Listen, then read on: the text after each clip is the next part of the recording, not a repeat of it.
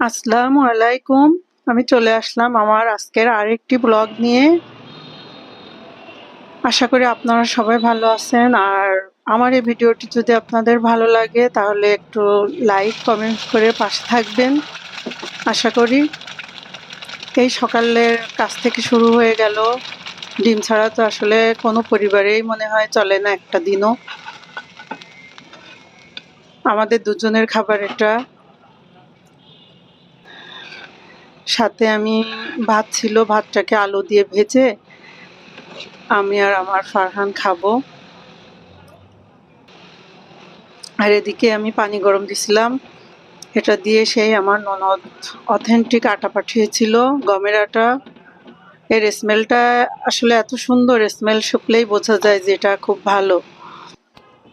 ওটা দিয়ে আজকে এখন আমার খালা রুটি বানাবে। তেল ছিল না, টবে তেল ঢেলে নিলাম। আমাদের এই তেলটাও মিল থেকে কিনে আনা, যেখানে আসলে সরিষা দিয়ে ভাঙানো হয়।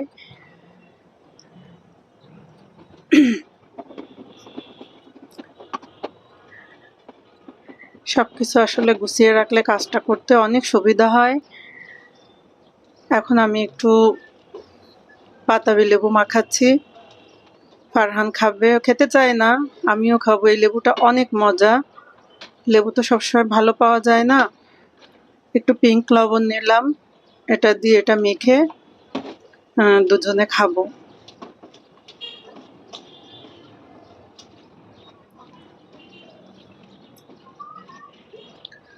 সামান্য একটু সরিষার তেল দিলাম।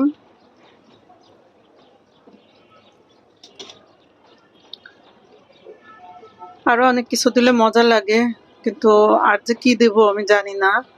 আমি এভাবেই মাখিয়ে দিই, এভাবেই খেতে ভালো লাগে। আসলে লেবুটা অনেক ভালো মিষ্টি, এই জন্য যেভাবেই মাখায় না কেন মজা লাগবে।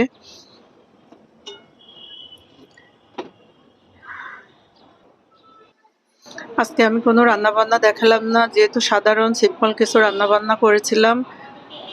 এই দুপুরে আমরা এটা দিয়েই ভাত খাবো, এর জন্য আমি প্লেট সাজাচ্ছি। এটা ছিল একটা কোরাল মাছ, আপনারা বলেন কোরাল মাছ, আমরা বলি ভেটকি মাছ, পাতাড়ি মাছ। সাথে ছিল সবজি ভাজি, করলা ভাজি আর মাখা ডাল। আলহামদুলিল্লাহ, এই খাবারটা অনেক মজা লাগে। ওর বাবা তো খুব পছন্দ করে এই খাবারগুলা, এজন্য এই খাবারগুলাই মাঝে মাঝে আমাদের করতে হয়। আচ্ছা, আর একটা কথা বলবো, আমরা সবাই ভিডিও দেখি, কিন্তু ভিডিও দেখে একটু লাইক করতে তো আমাদের কোনো সমস্যা নাই। কমেন্টের পাশাপাশি আমরা সবাই সবাইকে একটা করে লাইক দিব ইনশাল্লাহ। এই ছিল আমার আজকের ব্লগ।